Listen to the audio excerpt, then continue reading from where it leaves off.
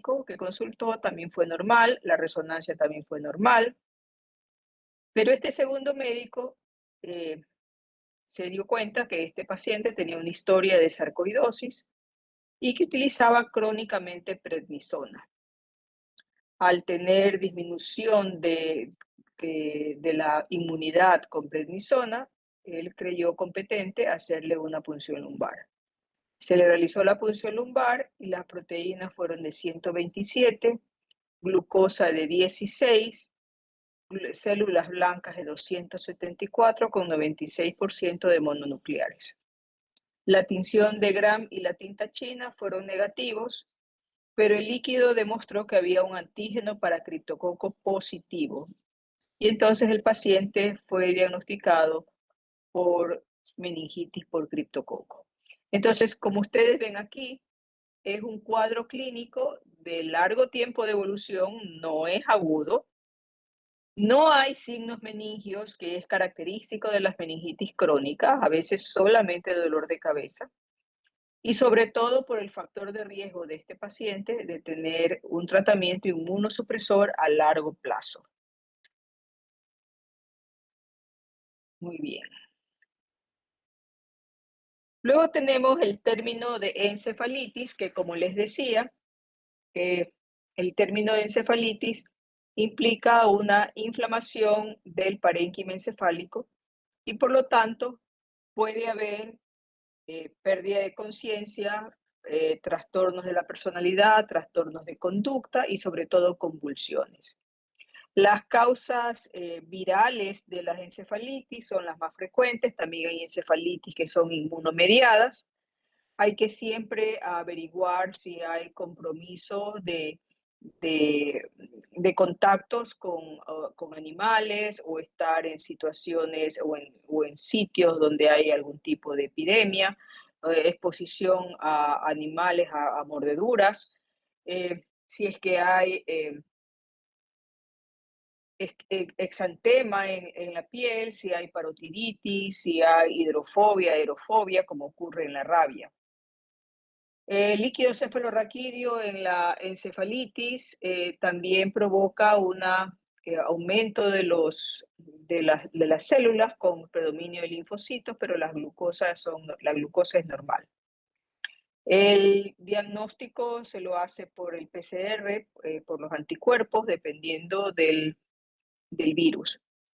La encefalitis viral más temida es la encefalitis por el herpes simple tipo 1. En el caso de los pacientes con herpes simple tipo 1 puede haber convulsiones y hay una predilección especial hacia los lóbulos temporales, lo que hace que tengan descargas epilépticas en esta zona. El diagnóstico se hace con el PCR, con el DNA del líquido cefalorraquídeo o la respuesta al tratamiento empírico. Igualmente aquí, al igual que en las meningitis, la sospecha clínica nos tiene que llevar a un tratamiento empírico. Y luego del tratamiento empírico empieza la investigación y en esa investigación pues vamos a ver si hay, cómo está el líquido cefalorraquídeo. En el caso de las encefalitis herpéticas, la característica más importante es su principal predilección por tomar los lóbulos temporales, la ínsula y los lóbulos frontales, sobre todo la parte basal del lóbulo frontal. Aquí ustedes ven una hiperintensidad en la región de los lóbulos temporales, lo que hace sospechar en el contexto clínico de un paciente con trastornos de la conducta o con convulsiones en que hay una encefalitis viral. Si hay una posibilidad, o sea, si hay la sospecha de encefalitis viral, entonces el tratamiento es con aciclovir empíricamente hasta tener completado la evaluación clínica. La encefalitis herpética requiere tratamiento con altas dosis de aciclovir por 2 a 3 semanas. Si la encefalitis herpética no es tratada, la mortalidad se acerca al 70%, pero aún siendo tratada se acerca al 20 al 30%. Y los pacientes que sobreviven a la encefalitis herpética suelen tener complicaciones como epilepsia, amnesia, trastornos del comportamiento, trastornos de la personalidad, trastornos de la memoria. Ahí tienen una encefalitis herpética y esta es una paciente que acudió al hospital con unas convulsiones.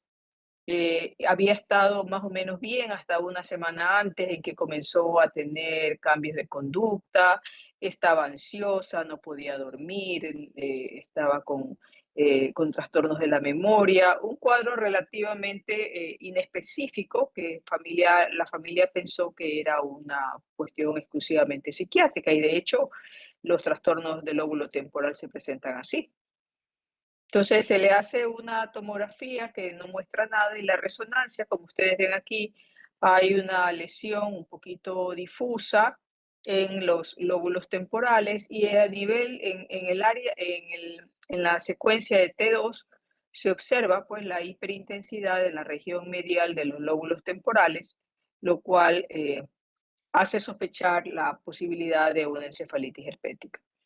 La paciente recibe tratamiento con aciclovir, mejora su estado de conciencia, tiene tratamiento para las convulsiones y la paciente sobrevive. Sin embargo, su supervivencia se manifestaba con cambios en el estado de ánimo de la paciente, se volvió una mujer muy irritable, con trastornos de conducta, ciertos cuadros paranoicos, y pues la epilepsia, por supuesto que se mantenía.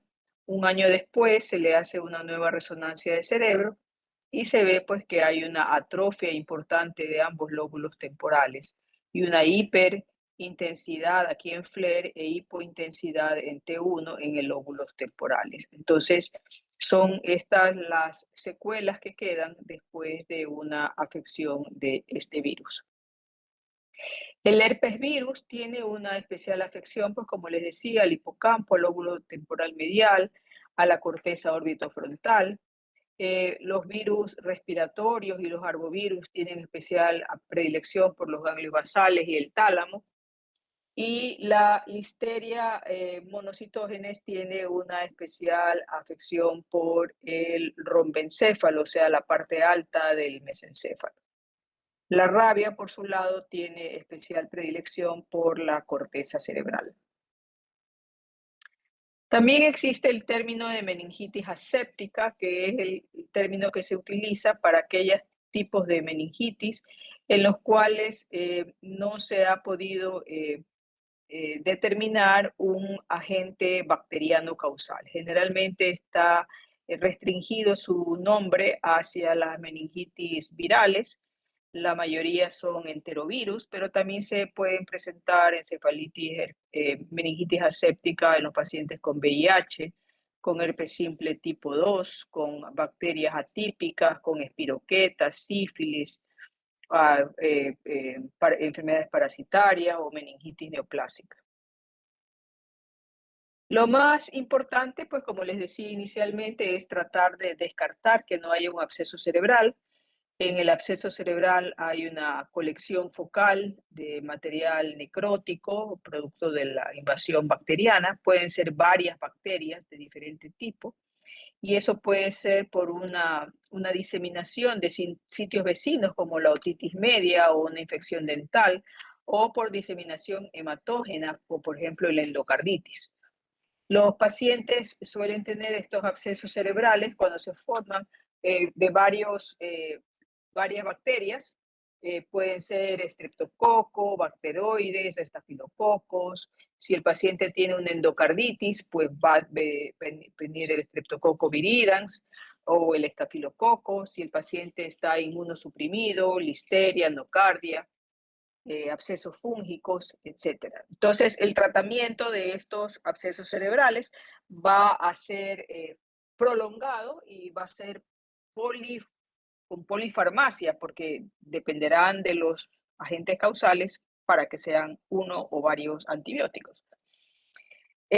Las manifestaciones clínicas, sobre todo, son cefalea y convulsiones y signos focales, que esa es la clave para poder sospechar en un absceso cerebral, la focalidad. La fiebre es no es tan frecuente, ocurre en aproximadamente 50% de los casos. Hay signos de hipertensión intracraneal dependiendo de la localización del absceso. La tomografía muestra una hipodensidad eh, que en el estadio inicial, cuando es solamente inflamatorio, no capta el contraste, pero a medida que el absceso se va formando y va desarrollando, ya se forma una cápsula que capta el contraste y eso es lo que se ve mejor en una resonancia magnética. Entonces, la resonancia magnética es el examen más sensible para el absceso cerebral, donde se ven estas hipointensidades rodeadas de una hiperintensidad por el medio de contraste que capta el contraste y lo resalta. En este caso, los pacientes no pueden realizarse punción lumbar por obvias razones. Entonces, el tratamiento, digamos, el diagnóstico del germen causal lo hace por aspiración directa del absceso, que se hace pues por vía estereotáxica. Los esteroides están recomendados solamente en casos de efecto de masa, de verdadera signos de hipertensión intracraneal. Y generalmente, como ustedes ven aquí, el tratamiento puede ser fácilmente de 4 a 8 semanas.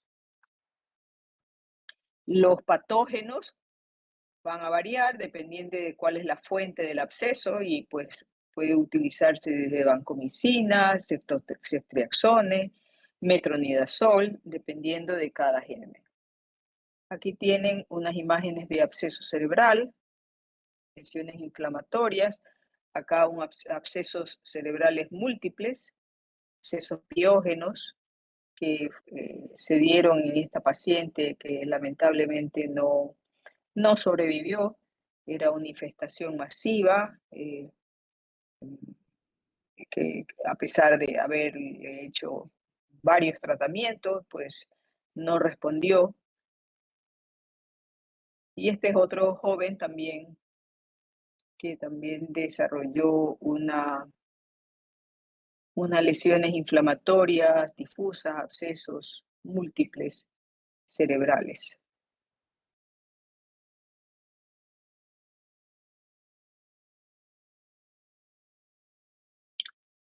Aquí está.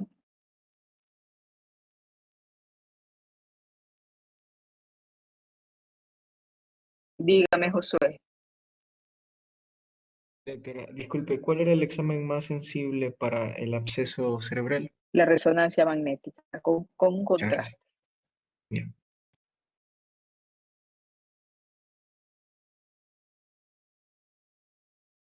Esta es una mujer de 39 años que se presenta con 2 semanas de evolución de un estado mental alterado.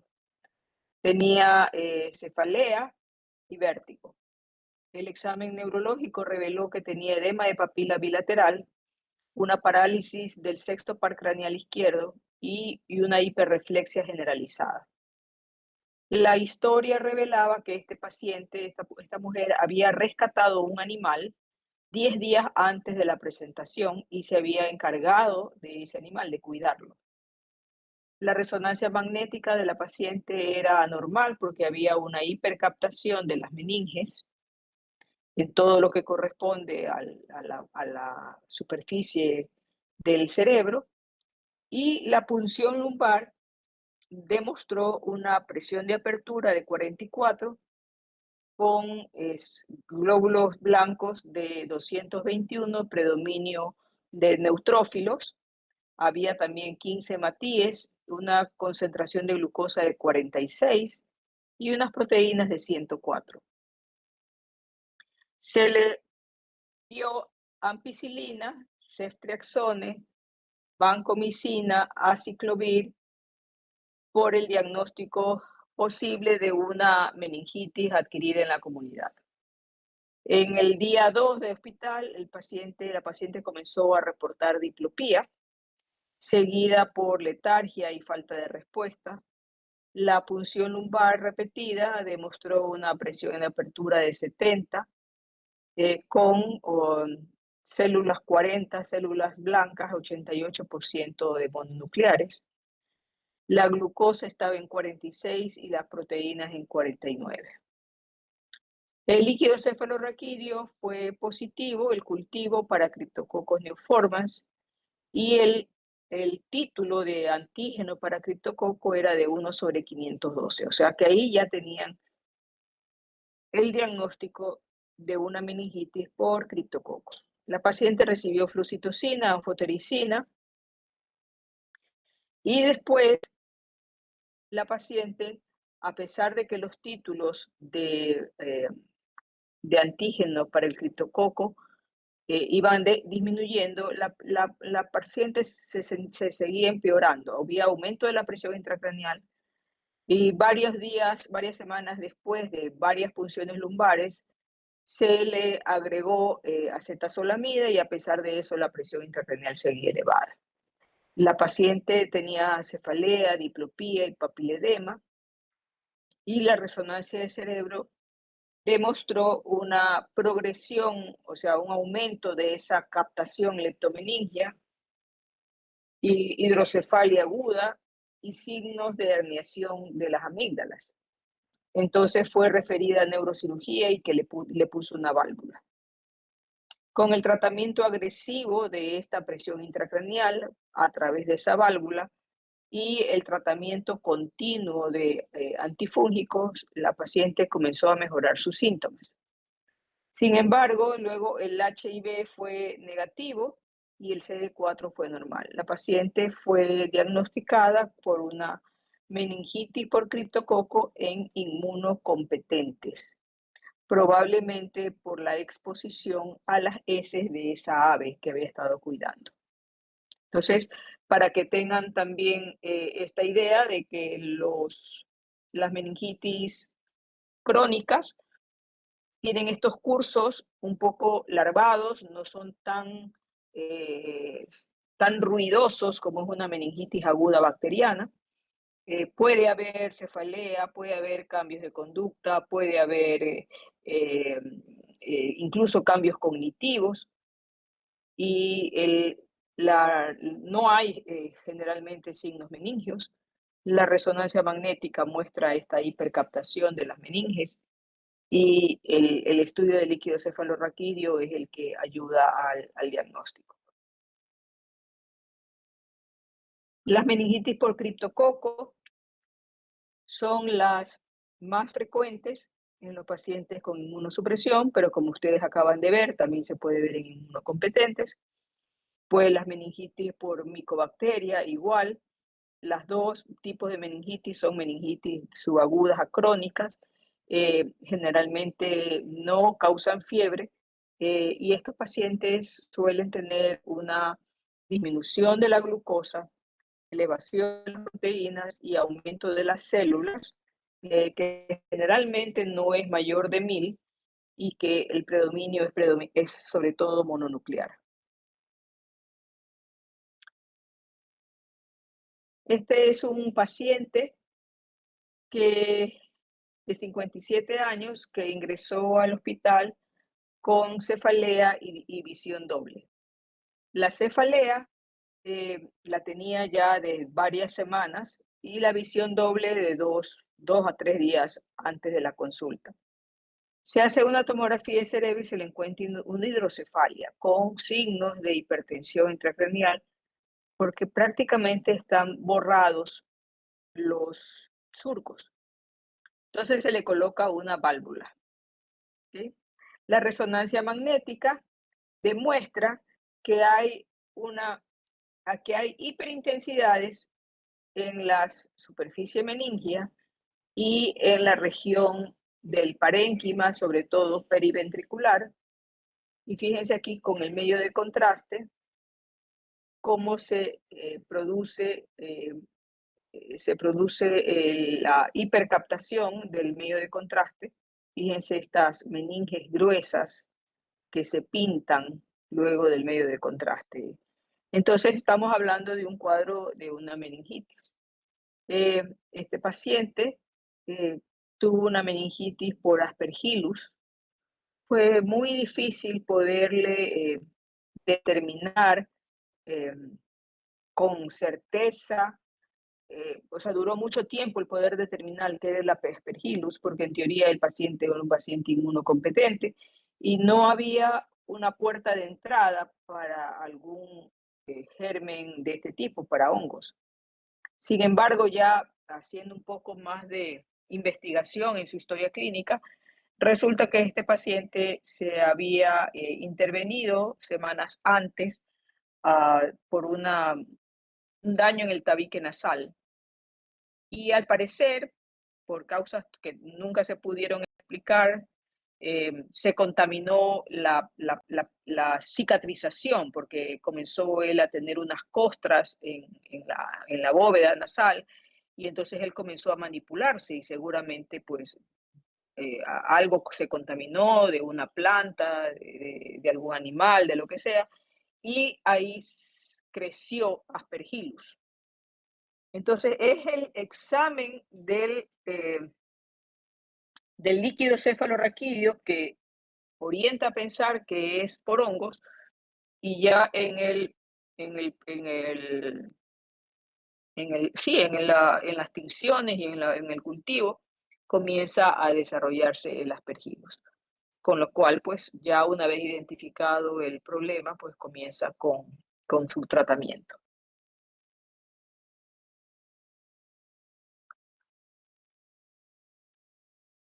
Aquí lo tienen, la hipercaptación meningia.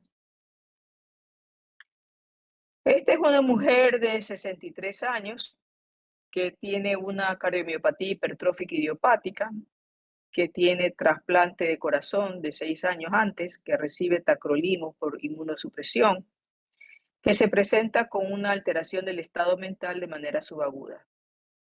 Inicialmente la paciente tenía problemas con simples tareas como el operar el control remoto, pero esto progresó a una incapacidad para realizar actividades de la vida diaria.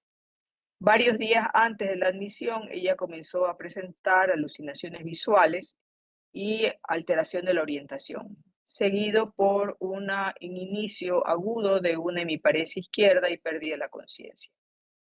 La historia posterior reveló que el paciente había estado reportando una tos productiva progresiva por 6 meses, había tenido sudoración nocturna y pérdida de 6 a 8 kilos de manera no intencional. El examen reveló una mujer comatosa, intubada, sin sedación. Sus reflejos de tallo y el examen de pares craneales fue normal, con la excepción de una parálisis o una paresia facial del lado izquierdo. Tenía buena respuesta al dolor en las 4 extremidades y tenía hiperreflexia generalizada. La tomografía del cerebro reveló una hipodensidad que afectaba el lóbulo frontal y temporal, los ganglios basales derechos, el cerebelo izquierdo. La punción lumbar demostró que había un líquido purulento con una presión de apertura aumentada, perdón, normal, y células de 1546 con 92% de neutrófilos, 14 células rojas y glucosa de 22 con proteínas de 97. Los antibióticos fueron iniciados debido a posible una meningitis aguda bacteriana, pero la resonancia magnética demostró hiperintensidades, como ustedes aquí, tanto en el tálamo, en la zona alrededor del núcleo caudado, en la sustancia blanca.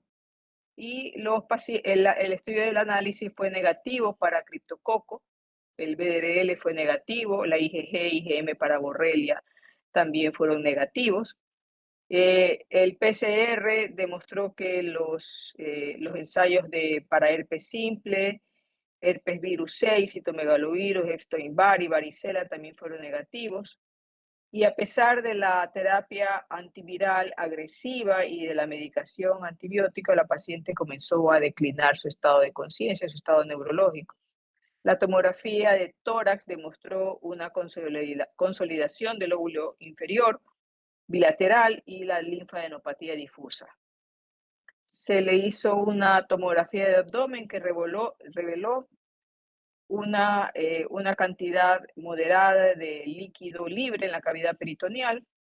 Se le hizo una paracentesis, la paciente progresó a una falla multiorgánica y falleció.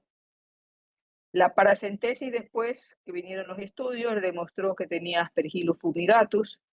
El diagnóstico post-mortem fue una aspergilosis invasiva con compromiso del sistema nervioso. El análisis inicial del líquido cefalorraquídeo que demostró neutrofilia, pleocitosis neutrofílica, proteínas elevadas y disminución de la glucosa fue consistente con una meningitis fúngica.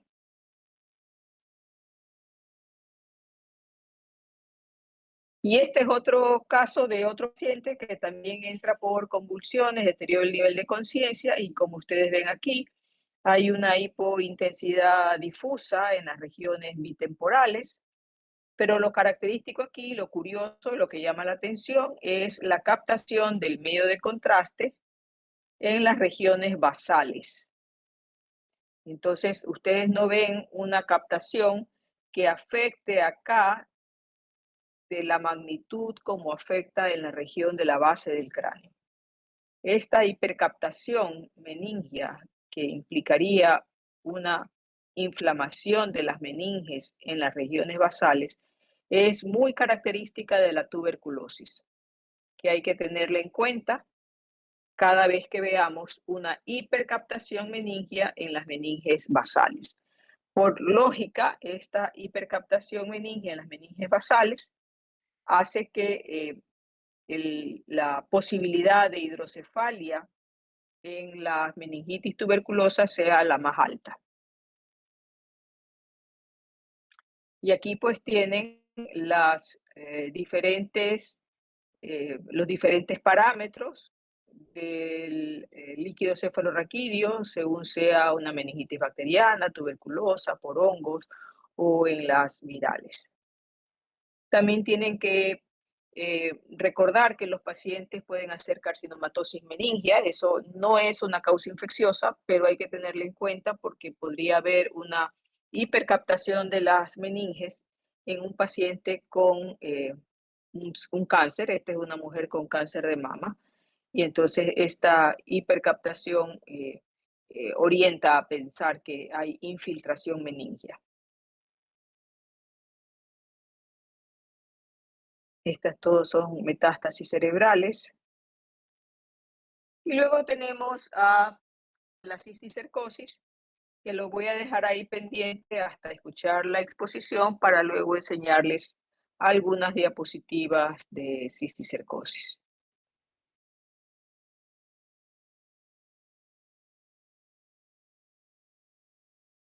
A ver, vamos a empezar con María José.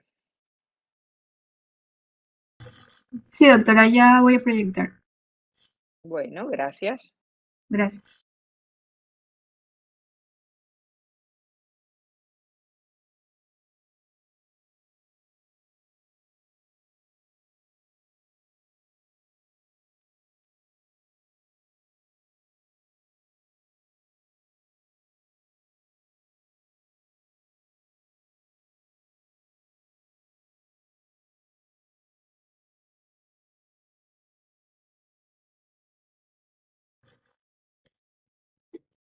Ok, buenas tardes con todos, doctora y compañeros.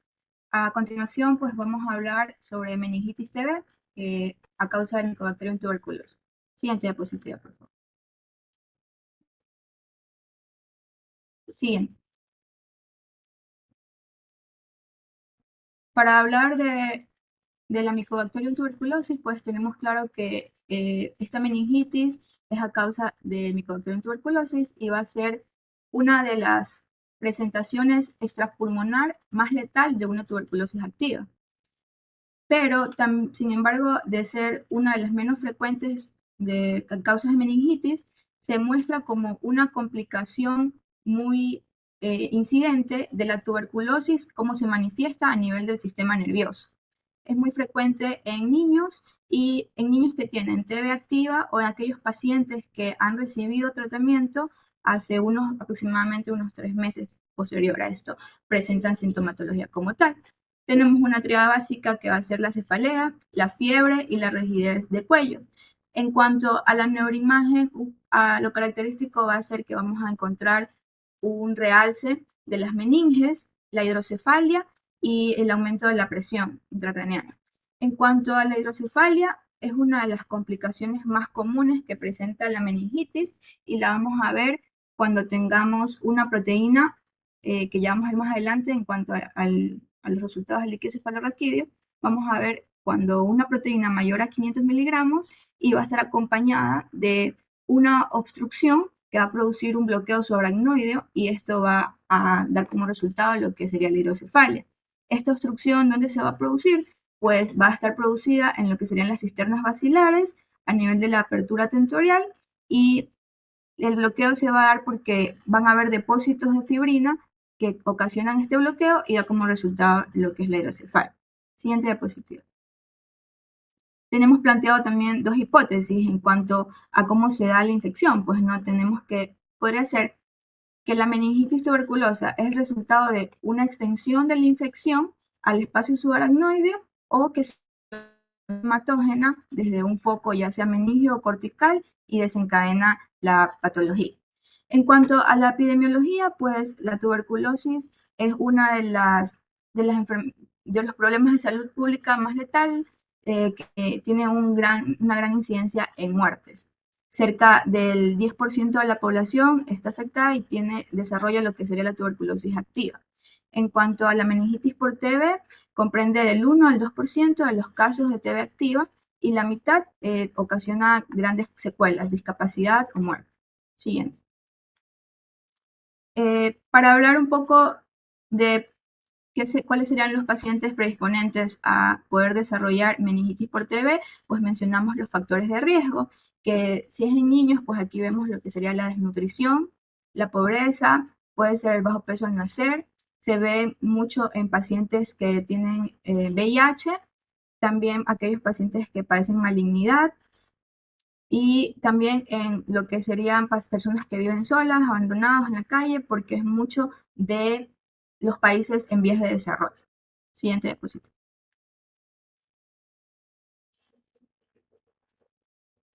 Para hablar de la patogenia, sabemos que la meningitis por TB es la forma extrapulmonar de la tuberculosis. Entonces, si bien la tuberculosis va a iniciar su infección por gotas inhaladas, estas van a diseminarse y van a producir una infección en lo que serían los macrófagos alveolares. Entonces, todo este proceso, los bacilos van a propagarse hasta llegar a lo que sean los ganglios linfáticos por vía hematógena. Pero muy bien cómo se disemina el virus mediante lo que son mecanismos de translocación del epitelio. Como vemos ahí en la derecha, lo va a hacer por medio de dos proteínas bacterianas que serían la STAT6 y la CFP10, que van a hacerlo mediante una lisis celular, aunque también lo podría hacer mediante la hemaglutinina de unión a la heparina, que esta no va a ocasionar la lisis celular. Pero si bien decimos cómo llega la infección al sistema nervioso central, pues lo va a hacer por dos vías. Puede ser una que consiste en la que va a haber una interacción de lo que es el bacilo con mecanismos extracelulares en el endotelio, y esto se va a dar gracias a la participación de un gen, que es el RB031C, que va a presentarse como un factor que ayuda a que haya la predisposición e interacción de este factor que migra a través de la barrera hematoencefálica. Y otro de las puertas de entrada puede ser el caballo de Troya a través de la fagocitosis, en el cual va mediante el ingreso de los fagocitos al sistema nervioso central.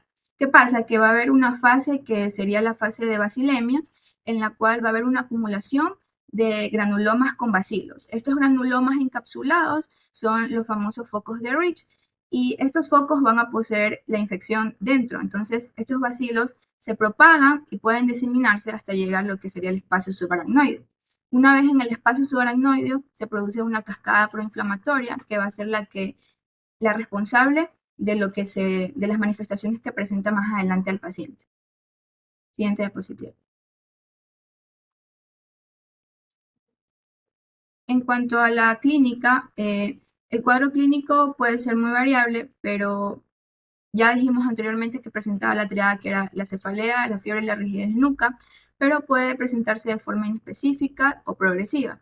Entonces, vamos a tener una fase prodrómica, claro que no se cumple en todos los pacientes, que la fase prodrómica ligada a la fiebre, la apatía y la cefalea, y posterior a unas 2 o 3 semanas, el paciente puede desencadenar una fase meningia en donde van a hacer la cefalea, el vómito, la confusión, y en algunos pacientes presenta lo que sería desencadenar de signos meningios para que sería el cuadro clínico como tal. Como se afectan las meninges, también pueden verse afectados lo que son los pares craneales, y dentro de los más frecuentes vamos a tener el óptico, el abducens y el nervio facial. Siguiente diapositiva. Va a depender también la clínica de la forma de presentación. En cuanto a la forma de presentación, muy aparte de lo que serían la triada, tenemos formas atípicas en las que se presenta la meningitis por TB, que tenemos el tuberculoma, el acceso a tuberculosis, la radiculomielitis. En cuanto al tuberculoma, que está presente en el 10% de los pacientes que tienen meningitis por TB, es más un conglomerado de focos de necrosis gaseosa que va a estar rodeado de un parénquima cerebral, formado por una masa vascular, y por lo general se presentan de forma solitaria debido a una diseminación hematógena. Estos tuberculomas, ¿dónde los vamos a ver? Pueden desarrollarse ya sea en el parénquima cerebral, en la médula espinal, en el espacio subaracnoideo, en el espacio subdural o epidural, y van a estar acompañados de un edema circundante y un realce anular. En cuanto a la neuroimagen que vemos, en los tuberculomas van a ser lesiones que ocupen espacio. Aparte de esto, en el tuberculoma, el centro del mismo va a presentar lo que es una necrosis calcificante que va a darnos una imagen licuefactiva. Esta imagen va a presentar cambios según las proyecciones. En T2 y en FLAIR pueden presentar un cambio de ser imágenes que sean desde hipointensas a isointensas y pasar a hiperintensas. Estos cambios, ¿a qué los debemos? Pues van a deberse al tiempo que transcurre, o sea, el tiempo que ha llevado la presentación clínica, por lo que un tuberculoma no es patoneumónico del mismo en el sistema nervioso. Siguiente diapositiva. Otra de las formas de presentaciones atípicas es el acceso tuberculoso, que se piensa que el absceso tuberculoso es la siguiente fase que viene posterior a que el paciente presentó un tuberculoma, como decir, la etapa final después de que se dio la granulación de todos estos focos licuefactivos. Entonces, es una etapa posterior, y los síntomas que rigen este absceso tuberculoso pueden ser fiebre, cefalea, déficit neurológicos focales. Para el momento de la neuroimagen, va a ser difícil diferenciar entre un tuberculoma y un absceso, pero debemos recordar que en la neuroimagen del absceso, la pared de este va a ser un poco más gruesa y puede presentarse multiloculada y va a tener un contraste fuerte. Siguiente.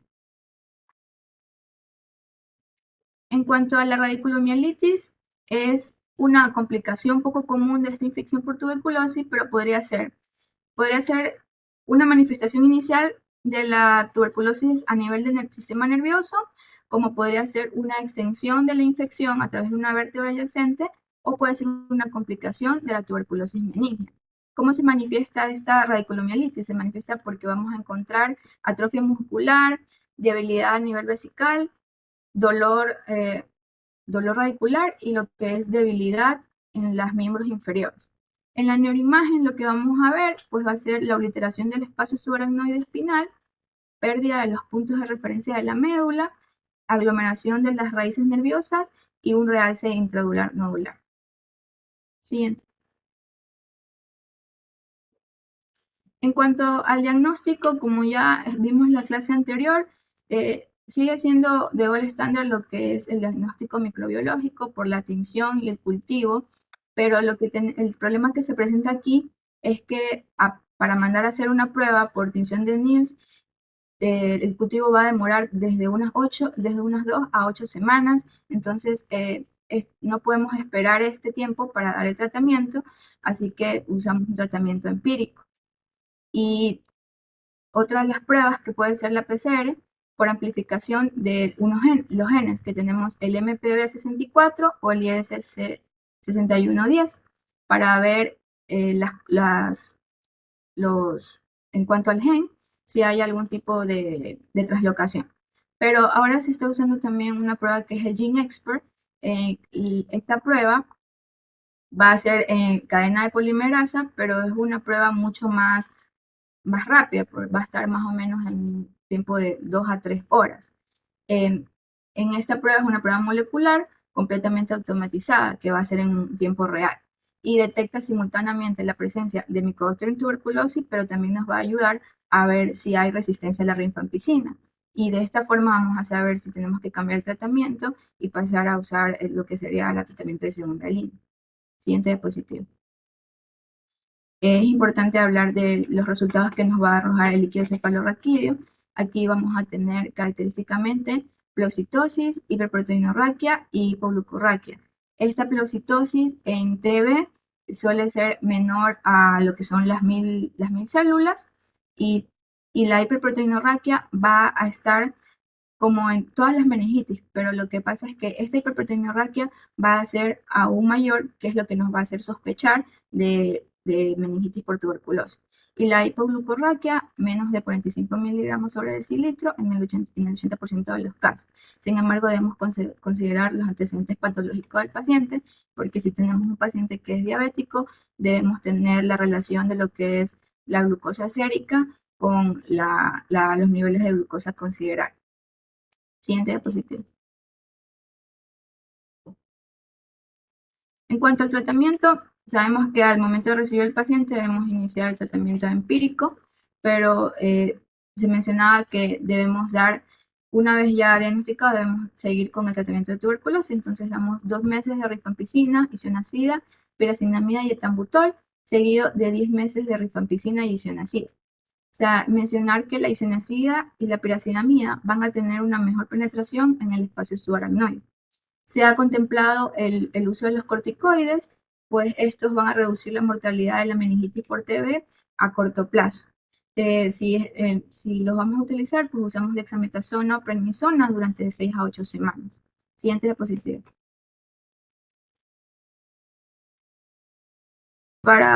Es importante mencionar la resistencia al TB.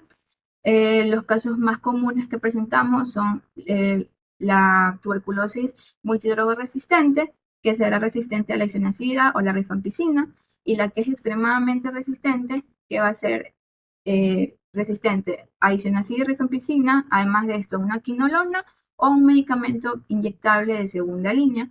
Esto se ve mucho en pacientes que tienen el tratamiento, pero no se adherieron bien a él o recibieron tratamiento, pero el tratamiento fue inadecuado. En cuanto a los pacientes por coinfección por VIH, que es importante mencionarlo, aquellos pacientes con coinfección por VIH pueden desarrollar tuberculosis y lo importante es que estos pacientes van a tender a desarrollar la forma de tuberculosis extrapulmonar y se ven las manifestaciones a nivel del sistema nervioso central. Aquellos pacientes que tienen coinfección por VIH y reciben un tratamiento de VIH avanzado, también les resulta como cierto beneficio porque este targa de la medicación va a permitir que la tuberculosis no avance o que las consecuencias no sean tan graves. Pero en cuanto la OMS, si no me equivoco, hizo una recomendación en cuanto al tratamiento para aquellos pacientes con VIH, pues debe iniciarse independientemente el recuento de células de CD4. El tratamiento de la tuberculosis debe iniciar primero, seguido del Targa, tan pronto como sea posible, dentro de las primeras 6 semanas de tratamiento. Y aquellos pacientes con inmunosupresión profunda deben recibir Targa dentro de las primeras 2 semanas al iniciar el tratamiento de la TB. Recordemos que a estos pacientes al momento de recibir hasta tener el diagnóstico, dimos tratamiento empírico, entonces pudimos haber dado una cefalosporina de tercera o cuarta generación más vancomicina, y si tenemos aquellos pacientes inmunodeprimidos o mayores de 60 años, podemos añadir lo que es una ampicilina hasta recibir los resultados y poder dar el tratamiento correcto. Siguiente diapositiva. Bueno, eso fue todo. Gracias. Muy bien, muchísimas gracias. Gracias, doctor. Muy bien, María José. A ver, Aileen. Sí, doctora, yo comparto.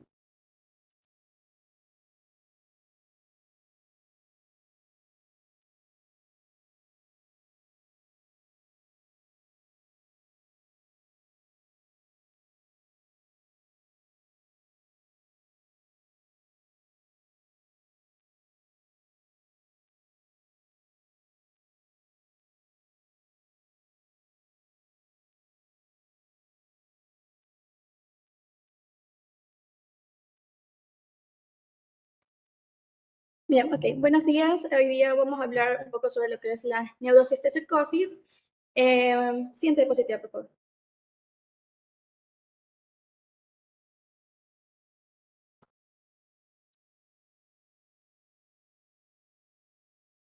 Sí se me escucha, perdón.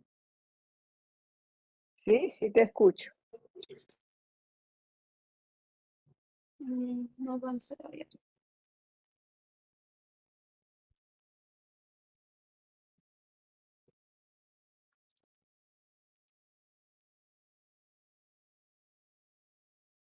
¿A quién le dijiste que haga este proyecto? Una amiga, es que era para que no se me ponga lento, pero Pero ahora está paralizado, pues ya no está lento, sino paralizado.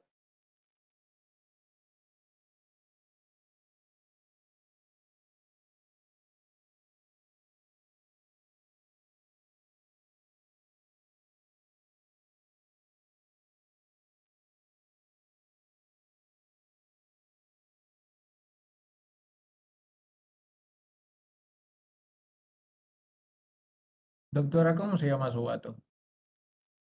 Tourette.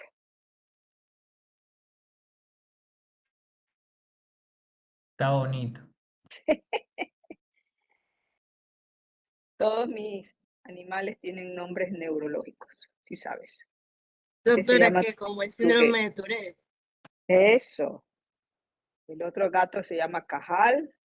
El otro gato la otra gata se llama Dopa, de dopamina. Y la otra gata se llama Glía, como la neuroglía. Y tuve 3 perros. Uno se llamaba Babinsky, el otro se llamaba Charcot, el otro sí se llamaba Monet, ese no era neurólogo, ese era pintor. Y ahora tengo un perro rescatado que se llama Negro, como el signo de negro, Camil Negro. Y este que es loquito, que se llama Tourette, es inquieto, así que le cayó muy bien el nombre.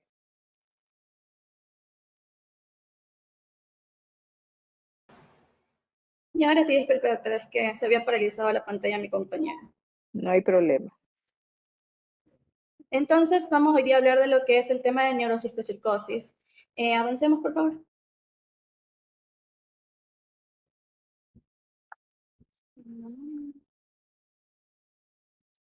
Ok, entonces, este tema es importante porque vamos a hablar sobre lo que es la Taenia solium. Esta de aquí es una de las enfermedades más comunes y es principalmente en los lugares que son endémicos o zonas rurales.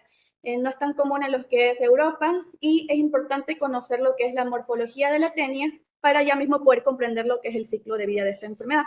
Entonces, la tenia vamos a tener que tiene su cabeza, tiene 4 ventosas y 2 cadenas de ganchos, que es la que permite adherirse fácilmente cuando se adhiere al mucosa o epitelio gastrointestinal. Pero esto lo vamos a hablar cuando hablemos de una teniasis, pero igual es importante conocerlo.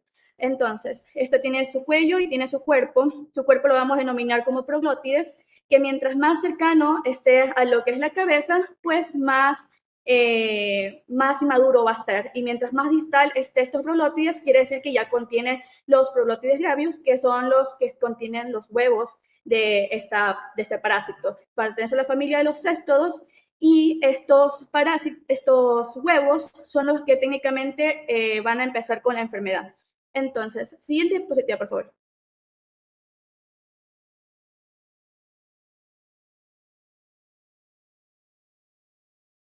Ya, ok. Ahorita hablemos de lo que es el ciclo de vida. Primero les voy a hablar un poquito sobre lo que es la teniasis para poder diferenciarlo con la cisticercosis.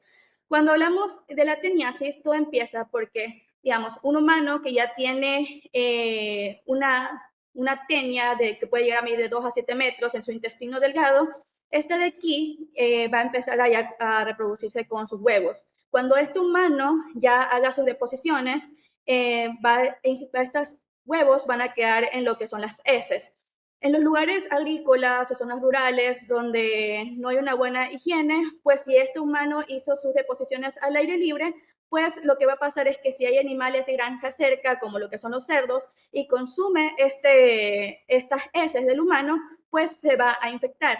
Estoy ahorita hablando de la teniasis. Entonces, este cerdo que consumió los huevos, debido al ácido clorhídrico y las enzimas digestivas que tiene el cerdo, va a ser capaz de ese huevo liberar lo que es la oncosfera, y esa oncosfera va a viajar por lo que es el torrente sanguíneo y puede llegar a diferentes partes del cuerpo, pero con mayor predisposición a lo que es el cerebro, lo que es el músculo, el ojo, principalmente lo que es la retina. Entonces, este cerdo que un humano llegue a ingerirlo, su carne, pues va a estar ingiriendo los cisticercos que estas oncoferas viajaron por el torrente sanguíneo y se ubicaron en lo que era el músculo. Entonces, a esta persona, cuando ingirió estos cisticercos, el cisticerco es una vesícula que contiene en sí lo que es la larva, pero específicamente lo que es el escoles, la cabeza del parásito que yo les comenté hace un rato. Entonces, ingiere esta cisticerco y se adhiera a lo que es la mucosa y epitelio gastrointestinal. Y luego, una vez adherida, puede empezarse a formar lo que es la tenia adulta, o sea, puede empezar a formar su cuerpo.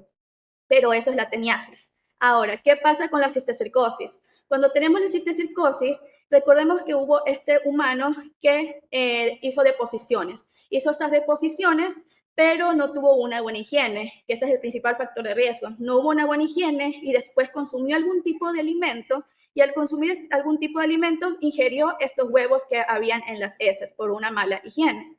Al momento de ingerir estos huevos, entonces ahora el humano está haciendo el papel del cerdo técnicamente, está haciendo una función de huésped intermediario. Al hacer esta función de huésped intermediario va a pasar lo mismo que ocurre en el cerdo, pero en el humano.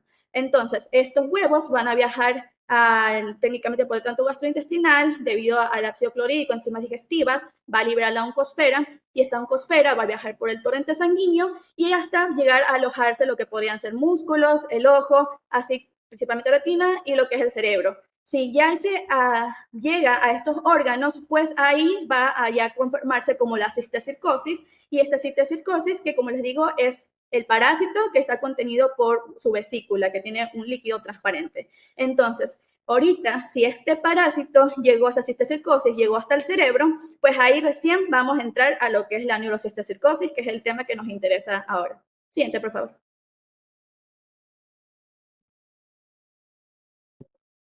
Siguiente diapositiva. Ok. Ahorita hablemos de lo que son los estadios de este parásito. Dependiendo en qué estadio está, es importante porque nos va a dar las diferentes manifestaciones clínicas. Entonces, y también vamos a tener diferentes fases. Vamos a tener una fase en la que el parásito va a estar activo, una fase transicional y una fase inactiva. Entonces, en lo que es la fase activa, quiere decir que está en el estadio vesicular, o sea que el parásito sigue vivo. En lo que es el estado coloidal, el parásito técnicamente está en un proceso degenerativo porque ya se está muriendo. Entonces, el parásito puede vivir en el cuerpo meses, incluso años. Y ya cuando llegamos al estado granular, quiere decir que este parásito ya murió. Entonces, al inicio, estos pacientes pueden ser asintomáticos, y por eso, porque no hay una respuesta inflamatoria a técnicamente a este cisticerco, que es lo que vamos a ver en el estadio vesicular, y por eso se puede ver claramente cuando veamos una resonancia o una tomografía, que es donde las imágenes de prioridad en este caso, pues vamos a ver cómo se ve su pared vesicular que está translúcida, y el escoles, que es la cabeza del parásito, que está viable porque está vivo. Entonces, aquí aún no hay una respuesta inflamatoria, por lo tanto no hay edema. Ya cuando estemos en el estado transicional, que es el coloidal, en este de aquí ya se empieza a ver más purulento lo que es el líquido, debido a que la misma degeneración que está pasando con este parásito. Y en este de aquí ya la pared se empieza a engrosar y es un poco más fácil visualizarlo. Entonces, ya tenemos la respuesta inflamatoria y técnicamente lo que va a envolver a lo que es el cisticerco va a ser su cápsula de colágeno, que es una cápsula gruesa. Lo que es el estadio granular, que ya está el parásito muerto, pues en este de aquí tenemos ya el Escoles degradado y porque posteriormente va a ser mineralizado para poder convertirse en lo que es el estadio calcificado. En este de aquí, en el estadio calcificado, técnicamente se ve solamente ya como un punto blanco, que si estamos en resonancia se va a ver hiperintenso, y ya está, ya no se va a ver nada viable lo que es la cabeza, como se veía en el estadio vesicular. Siguiente diapositiva, por favor.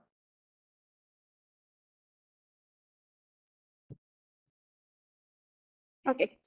Ahorita, hablando de lo que son las manifestaciones clínicas, estas de aquí recordemos que esta es una enfermedad pleomórfica. Cuando yo me refiero a que es una enfermedad pleomórfica, quiere decir que todo va a depender de la localización de estos cisticercos, de cuántos sean, porque pueden ser únicos o pueden ser múltiples, y de la respuesta inmunológica a estos cisticercos del paciente, que va a causar la respuesta inflamatoria. Lo más normal o más común, se podría decir, es que estén ubicados en lo que es el parénquima cerebral.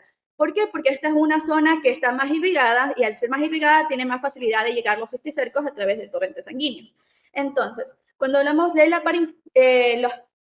parenquimatosa, cuando está ubicado, tenemos que lo más común va a ser lo que es la cefalea, que suele ser técnicamente a veces el síntoma de debut antes o porque primero a veces suelen estar asintomáticos. Como es la cefalea, esta de aquí no se suele dar cuando hay, por ejemplo, una hipertensión intracraneal por un aumento de la presión intracraneal, o también puede ser que se dé como migrañas. Las convulsiones más se suelen dar cuando ya está en un estadio, por ejemplo, granulomatoso o calcificado. Y lo que son los déficits neurológicos focales, podemos presentar, por ejemplo, movimientos involuntarios o puede haber un deterioro cognitivo que puede llegar hasta lo que es la demencia del paciente. En lo que es la extraparenquimal, vamos a tener que principalmente va a afectar lo que son los ventrículos, el espacio subaracnoideo, y esto sí afecta principalmente el ventrículo, más suele darse en una hidrocefalia. Si afecta el espacio subaracnoideo, hace como un efecto de masa que puede estar comprimiendo por el mismo aumento de la presión intracraneal.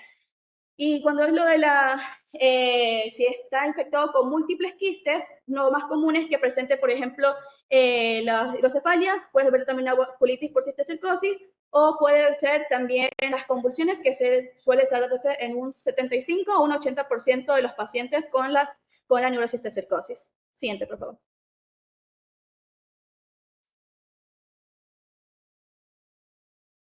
Siguiente diapositiva. Me cambié. Ya la puedo ver. Perdón.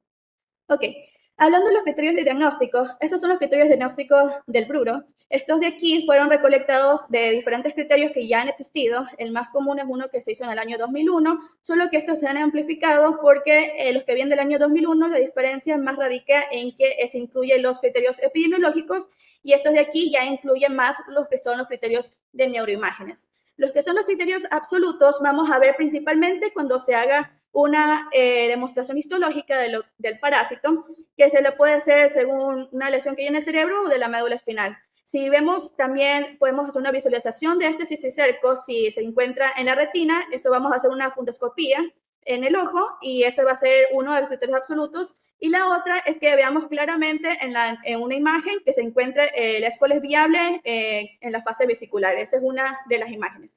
En las otras vamos a tener criterios de neuroimagen, que vamos a tener los criterios principales, que van a ser si encontramos las lesiones quísticas, que ya no esté el Escoles, ya se esté degenerando, o que tengamos, por ejemplo, unas lesiones quísticas multilobuladas, que estos van a estar específicamente en el espacio subaracnoideo, y las otras van a ser, por ejemplo, calcificaciones, ese es el cuarto estadio, recordemos, en lo que es el parénquima cerebral. En los que son ya los criterios confirmativos, vamos a tener si es que hay una resolución espontánea de estas si hay pequeñas lesiones, y también si hay una migración de estos quistes que pueden ser a los ventrículos, y esto se lo puede ver en los estudios de neuroimagen. En los que son los estudios de neuroimagen menores, también vamos a ver si puede presentar la hidrocefalia obstructiva, que yo les dije que esto más afecta cuando se da en los ventrículos y se alojan ahí los cisticercos. Y luego vamos a tener los criterios de exposición, que lo vemos en la siguiente diapositiva. Siguiente, por favor.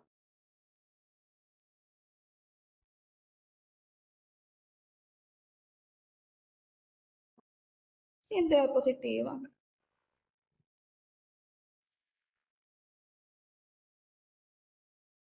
Ya, ok. Entonces, vamos a tener los criterios clínicos, que estos vamos a tener los criterios que son de exposición mayor y los que tenemos los de exposición menor. Entonces, aquí vamos a ver los criterios clínicos si es que tenemos los anticuerpos anticercales que son específicos o si tenemos también fuera del sistema nervioso los cisticéricos, que yo les dije que se pueden alojar en diferentes partes, principalmente músculos, ojos, el cerebro. Si se encuentra en diferentes partes también es un criterio clínico. Y si hablamos también si es que esa persona tiene una fácil exposición a Actinium solium, que eso es si vive en lugares rurales. Si hablamos de una clínica de exposición menor, en este de aquí vamos a ver si hay una clínica sugestiva de neurocistocicosis, que yo les mencioné que el principal va a ser la convulsión. Luego tenemos si es que la persona vive en una zona endémica, que son principalmente lugares como África o América Latina, que son los que más reportan casos. Luego tenemos ya los criterios de certeza, que vamos a tener los criterios definitivos y vamos a tener los criterios probables. Para hacer un criterio definitivo necesitamos primero un criterio absoluto de los que ya mencioné, por ejemplo, que podamos ver una imagen, una escuela es viable. Tenemos también, si tenemos un criterio clínico o de exposición que sea de neuroimagen, tenemos que tener también un criterio confirmativo de lo que es de los neuroimagen mayor y también uno más uno clínico. Otra manera de diagnosticar de un definitivo va a ser un criterio mayor de neuroimagen, pero con 2 criterios clínicos de exposición, más uno que sea de menor criterio, o sea, el de criterio menor. Y para que sea un diagnóstico probable, pues vamos a tener simplemente un criterio principal de neuroimagen y más 2 criterios clínicos, o un criterio menor de neuroimagen más al menos un criterio clínico de exposición. Esos son los criterios de Root. Siguiente.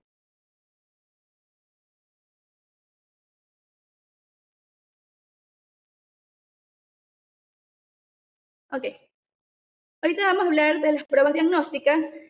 También he puesto ahí la que es los del 2001, que yo les mencioné que principalmente lo que se diferencia es los datos epidemiológicos a comparación de los criterios que vimos del Bruro, pero no diferencia tanto. O sea, las del Bruro son más específicos ahora, ya que son más actualizados, que son ahora del año 2022. Ok. Entonces, en los que eran los epidemiológicos, técnicamente vamos a tener si hay una evidencia del huésped, o sea, por infección de la Actinium solium, o si eso es en el epidemiológico, que es lo que diferencia, o si viven en áreas endémicas donde haya cisticercosis, o si hay viajes frecuentes de estas personas a lo que son áreas endémicas. Ok. En lo que es las pruebas serológicas, las que se realizan más comúnmente son la de ELISA y son la de Western Blot. Estos de aquí, la de ELISA es la que se ha realizado mayormente, pero no es tan sensible. Solamente que es de más fácil acceso, lo cual lo hace más fácil a realizar. Sin embargo, una que es más útil va a ser la de Western Blot, que esta de aquí técnicamente usa lo que son los antígenos. Bueno, entonces usa los antígenos glicoproteicos, que va a ser con lectilbectina, y esto es superior al de ELISA, debido a que me ayuda a la identificación de anticuerpos anticercales en lo que va a ser el suero. También podemos ver lo que va a ser el líquido cefalorraquídeo. Sin embargo, en lo que es el líquido cefalorraquídeo no se encuentran muchas anormalidades, pero sí puede haber, por ejemplo, una pleocitosis, puede haber un aumento de las proteínas también, que suelen ser mayor a 50 miligramos sobre decilitro, y también suele ser pleomórfica mononuclear. Y si hay por ejemplo, una hipoglucorraquia, esto no es tan común, pero suele estar asociado más a lo que son ya con un mal pronóstico en esta enfermedad. Siguiente, por favor.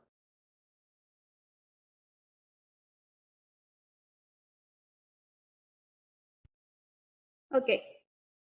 Ahora vamos a ver lo que son los diagnósticos por imágenes. Estos diagnósticos, pues vamos a ver en sus diferentes estadios que yo les mencioné. Entonces, empezando con la primerita imagen, que es la fase A. Este de aquí quiere decir que está en una fase vesicular, porque si nos damos cuenta, técnicamente se ve el líquido que se encuentra hipointenso, porque es una resonancia magnética, y se ve ese puntito blanco que vemos en la imagen A, quiere decir que es la cabeza del Éskoles. Esta es la esclerosis, que quiere decir que está viable. Luego tenemos la imagen tipo B, que esta de aquí quiere decir que ya la vez está en un proceso de degeneración porque ya no podemos ver al escoles viable en la imagen B, debido a que solamente vemos el quiste como tal. Esta ya es una tomografía computerizada que está ya con contraste. Mientras que en la C tenemos, en cambio, ya los cisticercos, pero ya en una etapa más en lo que sería coloidal, porque vamos a ver que se muestra como un realce en anillo en lo que es la resonancia magnética, que esta está potenciada con gadolíneo, y esta de aquí, como yo les mencioné, ya está en una etapa transicional del parásito porque se está degenerando. Siguiente, por favor.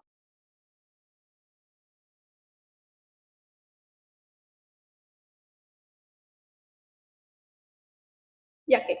Entonces, tenemos la imagen D, que tenemos las calcificaciones, que era la etapa 4 de los estadios, y estas vemos que están técnicamente en el área parenquimatosa del cerebro, y estas las podemos ya empezar a ver incluso con una tomografía que esté sin contraste. Mientras que la imagen E están localizados en lo que es las cisticercos en el espacio supraranoideo, y estos son multilobulados, o sea, son racemosos. Cuando yo hablo de racemosos, quiere decir que hay múltiples de estos en un solo lugar, técnicamente estos que son supraranoideos, y estos los vamos a ver en la resonancia magnética. Mientras que en la etapa C, lo que me interesa es que, si se dan cuenta, hay incluso una hidrocefalia, que yo les dije que también puede darse, principalmente cuando se da estos cisticercos, afectan los que son los ventrículos, y esto vemos en una tomografía con contraste, y aquí también se ve el realce que está normal en lo que son las leptomeninges basales.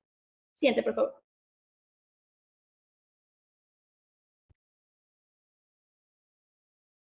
Ok. Ahorita vamos a hablar de lo que es el tratamiento de la neurocistocistosis. Este de aquí va a depender si afecta el parénquima o si es extraparenquimal. Siguiente.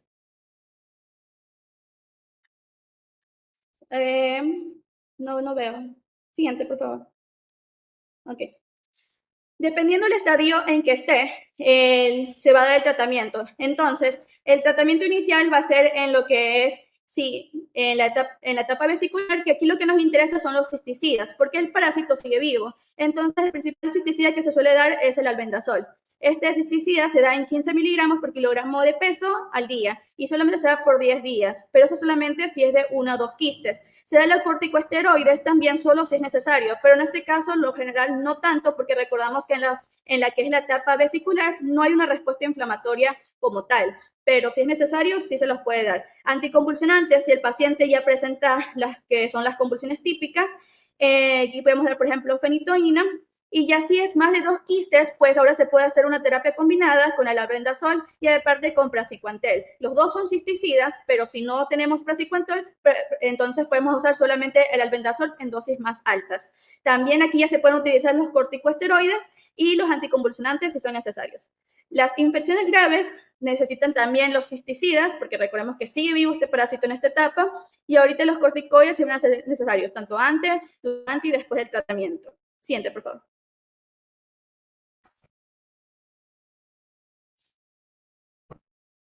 Siguiente, paso. Ya, ahí está. Lo que es los quistes coloidales, esa es la etapa 2. Este de aquí recordemos que estamos en un estado transicional del parásito en el que se está degenerando. Entonces, si aún podemos usar los cisticidas, entonces vamos a usar el albendazol, que es el que más se usa. Entonces, técnicamente en todas estas terapias siempre vamos a usar los cisticidas de albendazol y si no combinado con praziquantel. Los corticosteroides, porque recordemos que en esta etapa ya empieza a haber una reacción inflamatoria más marcada, y los anticonvulsionantes siempre se van a poder usar si es que hay convulsiones, si es que el paciente presenta convulsiones. Luego, lo que son infecciones leves o moderadas, pues en este caso podemos agregar el praziquantel en lo que son de 50 miligramos, que esta va a ser la dosis que se suele dar. El albendazol siempre son 15 miligramos por kilogramo de peso. Entonces, los corticosteroides en este caso los podemos dar antes, durante y después del tratamiento, más los anticonvulsionantes si el paciente presenta las convulsiones. En cambio, en la encefalitis cistopsicótica, la contraindicación va a ser los cisticidas, a comparación de las otras, porque recordemos que los cisticidas lo que hacen también va a provocar una reacción inflamatoria para matar a lo que es el parásito. Pero en este caso, ya al tener una fase aguda, pues no podemos seguir incrementando esta respuesta inflamatoria que va a afectar al parénquima cerebral. Entonces, no se las necesitan los encefalitis citopsicóticas, mientras que los corticoides y los diuréticos, estos sí los vamos a necesitar para reducir lo que es la inflamación que tenemos ya. En lo que se puede también pensar en una craniectomía descompresiva y siempre los anticonvulsionantes cuando el paciente presente una convulsión. Siguiente, por favor.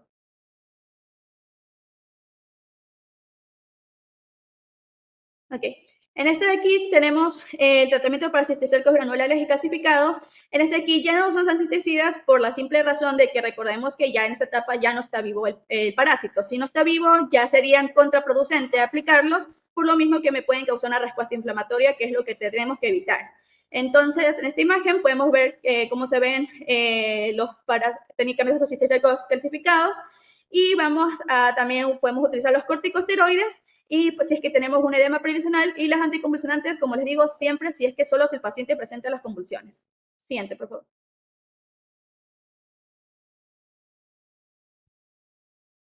Ok. Esto sería el tratamiento de la leucocitosis cuando es extraparenquimatosa. Siguiente.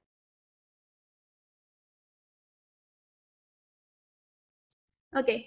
En esto tenemos que ver si tenemos los cisticercos, si son múltiples o si es único. Entonces, esto también nos va a ayudar si vamos a usar una terapia combinada con praziquantel. Entonces, si estamos en la convexidad de los hemisferios cerebrales, pues vamos a usar el albendazol en la misma dosis que que les he dicho anteriormente, que es los 15 miligramos por kilogramo de peso, pero esto solamente si tenemos 1 o 2 quistes, o sea, son pocos. Pero si ya tenemos más de estos, pues ya tenemos que agregar lo que ya deben de ser el praziquantel, porque son múltiples quistes, entonces usamos la terapia combinada de estos cisticidas y la vamos a usar de 10 a 14 días. Los corticosteroides siguen ayudando, al igual que los anticonvulsionantes cuando sean necesarios. Mientras que si se encuentran los quistes en lo que es la fisura de Silvio o en las cisternas basales, pues también podemos ayudarlos con los cisticidas, podemos seguir usando la terapia combinada con praziquantel y los corticosteroides, en este caso, sí son obligatorios debido a la respuesta inflamatoria que tenemos. Entonces, necesitamos disminuir esta inflamación. Siguiente, por favor.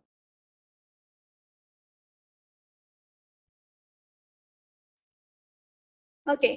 En esta imagen, lo que vamos a ver es técnicamente un antes y un después de lo que era del tratamiento. Entonces, en esta imagen, en la primera imagen, vemos que ya están los cisticercos. Tenemos los cisticercos que ya aún no habíamos utilizado los cisticidas y después de utilizar los cisticidas, pues se puede decir que ya se han hecho una resolución de estos. Entonces, en esta etapa vemos como en esta resonancia magnética que se la hizo mediante Fiesta, que es una tipo de adquisición en este estado. Esta de aquí muestra la infección cistocercal que va a estar masiva en lo que es la base del cerebro y lo que es el lado temporal. Es de los cisticercos que están supraracnoides.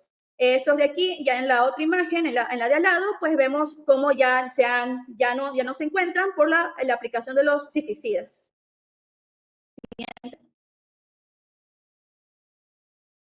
Y bueno, eso es todo. Gracias. Muchas gracias. A ver, van a entrar a la plataforma que van a contestar un cuestionario.